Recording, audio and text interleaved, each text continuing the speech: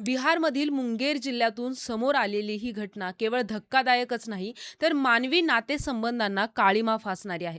समलैंगिक संबंधांची मागणी पूर्ण न केल्यामुळे एका आत्याने आपल्या 16 वर्षीय सख्ख्या भाचीचा गळा दाबून खून केल्याची ही घटना ऐकून संपूर्ण महाराष्ट्र आणि देश हादरून गेलाय. समाजामध्ये समलैंगिक संबंधांकडे आजही एका वेगळ्या दृष्टिकोनातून पाहिलं जातं.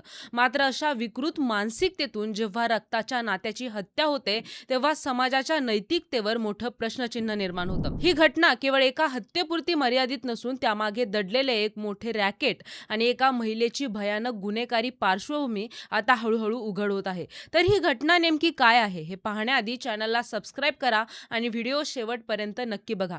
नमस्कार, मी ऋतुजा आणि तुम्ही पाहत आहात थेट वास्तव. तत्पूर्वी जे विद्यार्थी कोणत्याही फॅकल्टीमधून ग्रॅज्युएशन करत असतील आणि ज्यांचं स्वप्न आय-टी क्षेत्रातील सर्वोच्च कंपनीमध्ये लाखोचं पॅकेज मिळवायचं आहे, त्यांनी स्क्रीनवरती दिलेल्या नंबरवरती कॉन्टॅक्ट करा. तुम्हाला तिथे संपूर्ण मार्गदर्शन केलं जाईल. तर या गुन्हेगार महिलेचं नाव आहे काजल. काजल नावाची ही महिला दिसायला आणि वागायला एखाद्या पुरुषाप्रमाणे होती, पण तिच्या मनात विकृती मात्र कोणत्याही क्रूर गुन्हेगारापेक्षा कमी नव्हती. या प्रकरणातील सर्वात भयावह बाब म्हणजे काजलचे गावातील वागणे आणि तिची गुन्हेगारी पद्धत. काजलला सुरुवातीपासूनच पुरुषांप्रमाणे राहण्याची ओढ होती. तिची वेशभूषा, केसांची धाटणी आणि चालण्या बोलण्याची पद्धत हुबेहूब पुरुषांसारखी होती. मात्र हे केवळ तिचे वैयक्तिक स्वातंत्र्य नसून तो तिच्या विकृत वासनेचा एक भाग होता. तिने गावातील अनेक गरजू आणि गरीब महिलांना आपल्या जाळ्यात ओढलं होतं.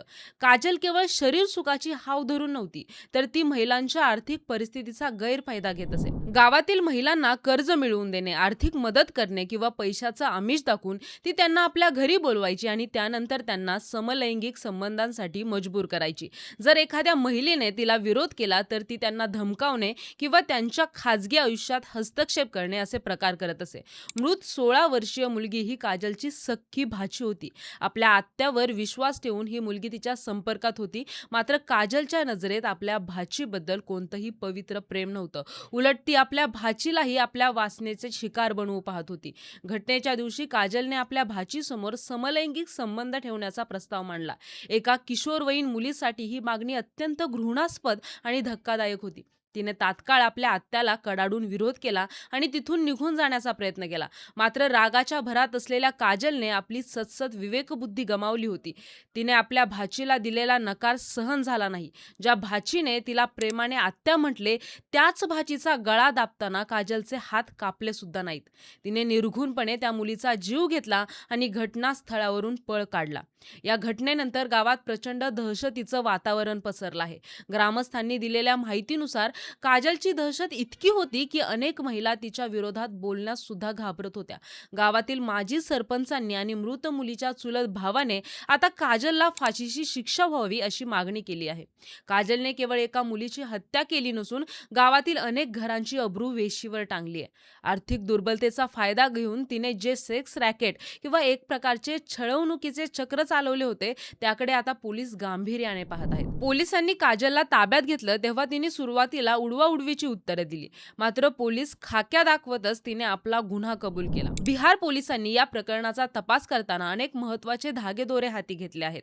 मृतदेहाचे पोस्टमार्टम केल्यानंतर गळा आवळल्यामुळे श्वास गुदमरून मृत्यू झाल्याचं प्राथमिक अहवालात स्पष्ट झालं आहे. मात्र पोलीस आता काजलच्या मोबाईल रेकॉर्डची आणि तिच्या संपर्कात असलेल्या इतर महिलांची चौकशी करत आहेत.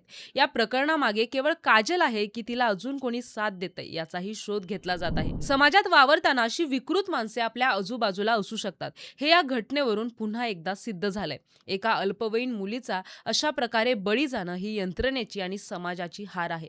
काजलला आता कठोर शासन होऊन पीडित कुटुंबाला न्याय मिळणे हीच सर्वांची अपेक्षा आहे. यावर तुम्हाला काय वाटतं हे कमेंट बॉक्समध्ये नक्की सांगा आणि व्हिडिओ आवडल्यास व्हिडिओला लाईक करा, शेअर करा आणि सबस्क्राईब करायला विसरू नका.